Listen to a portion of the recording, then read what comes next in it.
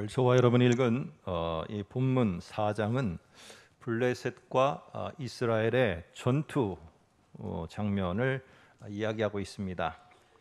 이 첫 번째 전투에서 이 결과는 우리가 읽은 것처럼 블레셋의 승리로 돌아가게 됩니다. 자, 그런데 2차 전투가 벌어졌어요. 그리고 2차 전투가 끝난 다음에 결과는 이번에는 이스라엘이 승리를 했을까요? 4장 10절 11절을 겹쳐서 한번 화면을 통해서 보겠습니다. 결과는 이랬습니다. 보병에 엎드러진 자가 3만 명이었더라. 엄청난 대손실이 일어나게 된 것입니다. 자, 도대체 뭐가 문제일까요? 아니, 이번에는 도대체 왜 안 되는 거예요? 왜 안 되는 건지 모르겠어요. 한번 3절을 보시면은 여기에 보면은 우리라는 말을 상당히 많이 쓰고 있습니다. 한번 보세요. 여호와께서 어찌하여 우리에게 오늘 블레셋 사람들 앞에 패하게 하셨는고 여호와의 언약궤를 실로에서 우리에게로.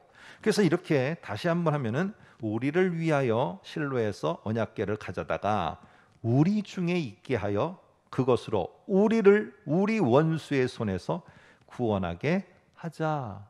하나님이 말씀하시는 명령이 없어요.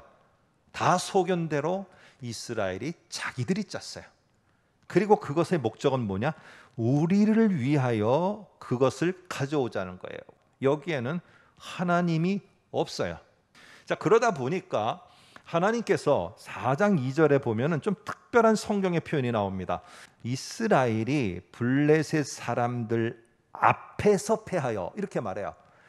자, 오늘 그렇다면은 이 전투에 패배한 이스라엘이 이런 사실에 좀 더 민감했더라면 어떻게 해야 되느냐?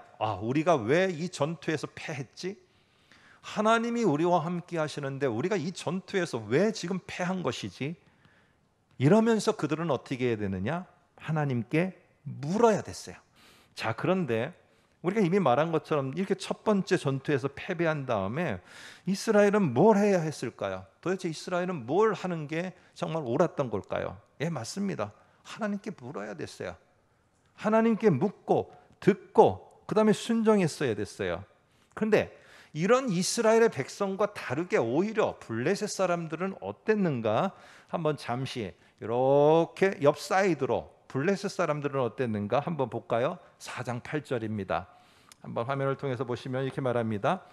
우리에게 화로다. 누가 우리를 이 능한 신들의 손에서 건지리요? 그들은 광야에서 여러 가지 재앙으로 애굽인을 친 신들이니라. 블레셋 사람들은 자기들의 신관이 여러 가지 잡신들을 섬기는 거예요. 그런데 오늘 이 블레셋 사람들이 옛날에 이스라엘이 출애굽해서 올 때의 이야기를 그 자기들의 선조들한테 들었을 거예요. 그래서 이스라엘이 보여야 될 것은 사무엘상 우리 3장 10절에 나오는 사무엘이 했던 말입니다. 말씀하옵소서 주의 종은 듣겠나이다. 이 말은 이스라엘 사람들이 해야 했던 중요한 말입니다. 그런데 오늘 그들은 정작 블레셋 사람들은 하나님에 대해서 더 집중하고 있는데 이스라엘은 하나님이 아니라 법궤에 집중하고 있더라는 겁니다. 자, 그런데 한 가지 궁금한 것은 이겁니다.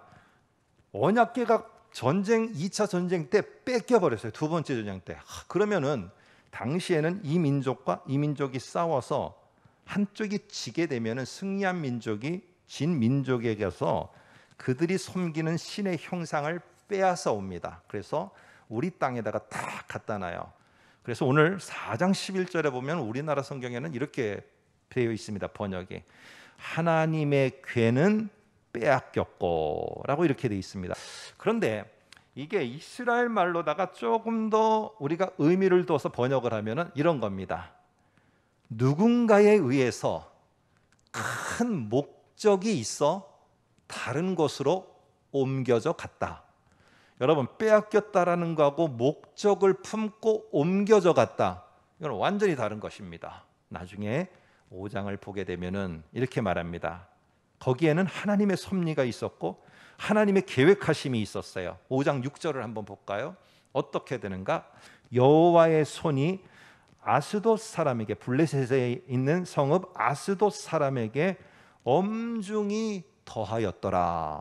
자, 여기 보면은 강건법계예요.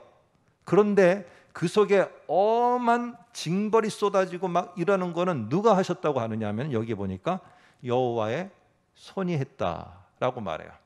결국 하나님께서는 내가 목적이 있어서 언약궤를 가게 한 것이고 그 속에 하나님이 얼마나 위대한 분이고 하나님이 어떤 분인가를 갖다가 알리기 위해서 이러한 하나님의 섭리가 있어서 보낸 것이다 라는 것을 여러분 여기에 말하고 있습니다. 여러분 오늘 4장 17절의 결론으로 한번 보려고 하는데요. 거기 보면은 이제 이런 험한 상황에 처해 있는 이스라엘의 모습을 소식을 전하는 자가 그 당시에 제사장이었던 엘리 이 제사장에게 와서 보고를 합니다. 한번 4장 17절을 볼까요? 이렇게 말합니다. 소식을 전하는 자가 대답하여 이르되 점층법으로 말합니다. 점점 악화되는 보고를 합니다. 소식을 전하는 자, 이게 이스라엘 말로 메바세르라는 말, 메바세르인데 이게 아무 소식을 전하는 자가 아니에요. 그 앞에 꼭 들어가야 되는 말이 뭐냐면 좋은 소식을 전하는 자예요. 그러면 좋은 소식을 전하는 자가 와서 전한 내용은 안 좋은 이야기들만 해요. 그럼 말이 안 되잖아요. 왜 그러면은 좋은 소식을 전하는 자가 이런 안 좋은 이야기를 했다는 말인가? 성경은 도대체 뭘 말하려고 하는 것인가?